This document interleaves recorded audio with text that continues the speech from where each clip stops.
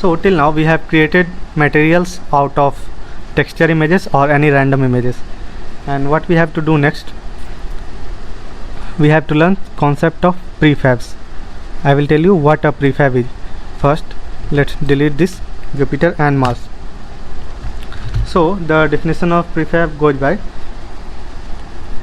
prefab is an asset which contains blueprints or templates of game object or family of game object. Actually, I have copied this definition from a paid course, so don't go on definitions. I will repeat it one again. Prefab is an asset which contains blueprints or templates of game object or family of game object. It means basically what it does, with the help of prefab we can create copies of it, or you can create prefab out of any game object. It means prefab is just a blueprint or a template which is readily available to use in your game. So let's visualize it more clearly. I will tell you one more thing. The game objects, here you can see it have an icon which is of 2D cube. Here this small images I am talking about, and in the scene its icon is still a cube but similar to the unity symbol. But if we create a prefab, this symbol will be changed, so I am telling you before changing it. So let's create a prefab out of it. And for prefabs, first I will create a new folder and name it prefabs. Prefab is just a model which is readily available to use. Normally whenever you download 3D models, they actually give prefabs. It means all the settings and all the texture materials, everything is fixed, and they have given a prefab and you just have to use that prefab in your game. So we are doing the same. You can see Earth. And how to create a prefab? You have to create a 3D object or any game object if you have in hierarchy. Just select it. First let's open the prefab folder. Just select it and drag it in the assets window. I am dragging it to assets and prefab. So here you can see we have created a prefab of our Earth model, and notice here, which I told you earlier, the symbol. This symbol has turned from a 2D cube to a 3D cube. So these are actually very small things which signify what actually it is. So I was telling you, so I told you this. Let's save our scene. Now from a 3D model I created a prefab, and what's the advantage of prefabs? We will see. Let's delete it. Okay, I have deleted. I actually have created a beautiful Earth out of sphere, and now I have deleted it. So if I want to create it again, and if I am not using this prefab concept, I have to recreate it from the beginning. But since I have created a prefab of my model, I can use it again and again, and this was the advantage of creating prefabs. So here you can see the prefab which I have created. Let's use it in our scene. Either put it on hierarchy or directly in the scene. So here you can see the model which I deleted, I just recreated it from the prefabs, and this is the advantage of prefab. You can make as many copies as you want if you have a prefab. So if you are planning to frequently use a model, instead of just copying and pasting it again and again, just create a prefab from it, and now it will be very easy for you to recreate it. Let's see. I have created a prefab and I will use it again and again and again to create my own multiverse. As you can see, I could also do it using copy paste, but it's actually better to go with prefabs. So I only want this Earth, and I will delete all other Earths. And I will tell you one more thing. This is a very small thing.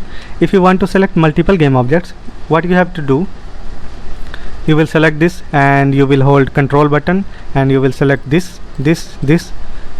Actually this works in Windows as well. If we have to select multiple icons or folders, what we do, we select one, we press and hold Control button from keyboard and select others. or we can also do by this, but this method won't work in Unity. Matlab, here you can see that method is not working in Unity. To select multiple objects in Unity, you have to select control and select others. And there is also another way to do this. If you want to select all the objects or those objects who are present in one line, you can say, so for example, let's say earth 1 to earth 8. I want to select all these 8 earths at once. So to do that, what I have to do, simply press on any one and press and hold your shift button from the keyboard. Press and hold shift and then click on the next earth which you want to select. So I am holding the shift button and now I will click on earth. So here you can see all of our models is selected at once. This is a very small thing actually, but it's very useful. Say for example, if I click on earth 8 and I am holding the shift button and I will select earth 5. While holding the shift button, I will select earth 5. So here you can see now what I have selected: earth 8, 5, 6, 8, 7, 6 and 5. Here you can see the earths which are selected currently are highlighted. So this was very small thing but I decided to include it. So, and here you can see I want to tell one more thing. If I have created this much of objects, here you can see when I right click on it, I got an option of create empty. So why would a person want to create a game object that is empty?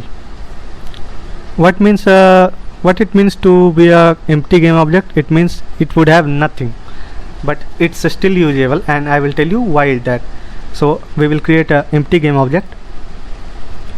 So here you can see we have created an empty game object, and the only property it have got is its position and orientation. That is, position is here and rotation is 0 and scale is 1.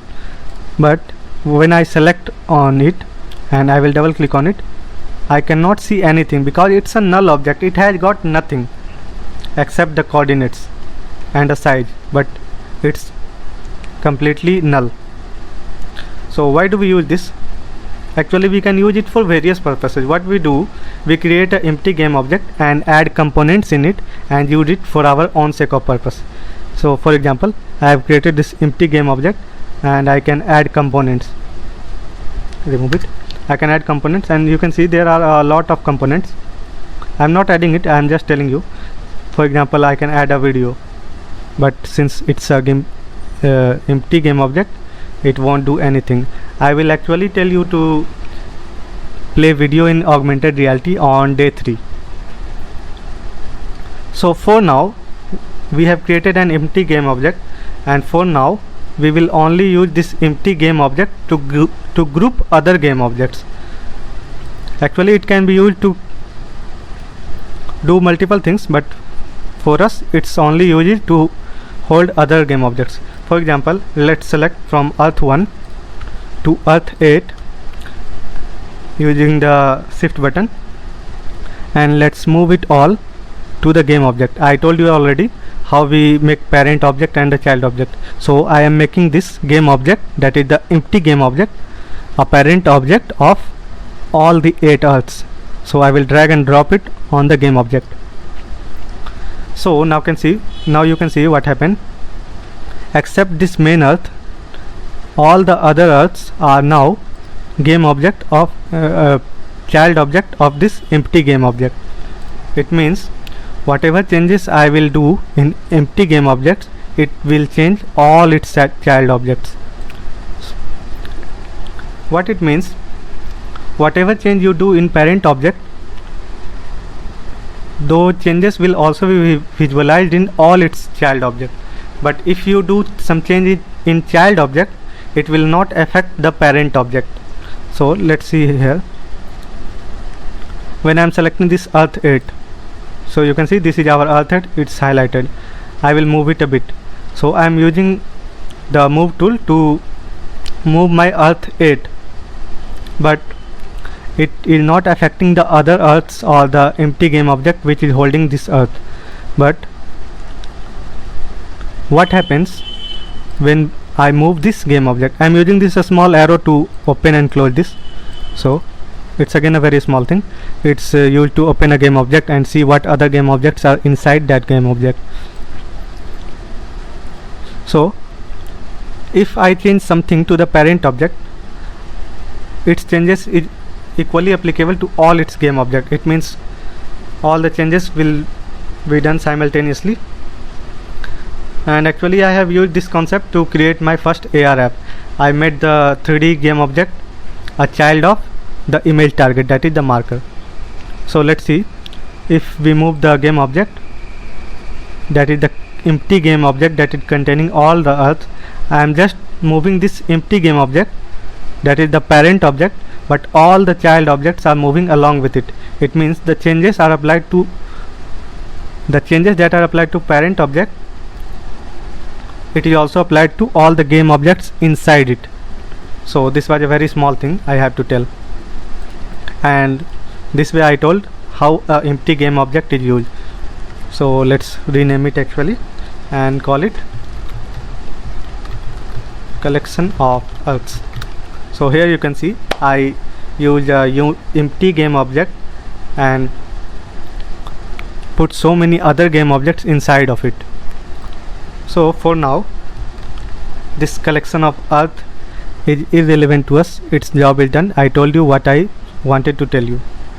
So let's delete this collection of earth, and I will only go with this earth, this original earth that I created. So till now we covered some basics and materials and textures and a few other things. Now I will tell you one small thing. Actually this is very small thing, but we should know it. So here you can see in the game window our earth is very distant to our main camera. So let's first make it a bit closer to our main camera, sorry. And how to do it? The position of main camera is 0 0 0 and the position of earth is this. So let's simply change the position of earth to the position of main camera, 0 0 0, and main camera is also at 0 0 0. And let's actually see what is the field of view of this main camera. So here you can see our main camera can capture this much field of view. So let's make this earth a bit closer to the main camera, and through this way you can able to visualize. So here just see in the game window the earth is coming close to our main camera. Let's make it a bit more closer so that we can visualize it. Yes, this is fine. So okay, till now we done this, and I will double click on it, double click on earth. Now the earth is directly placed in front of main camera.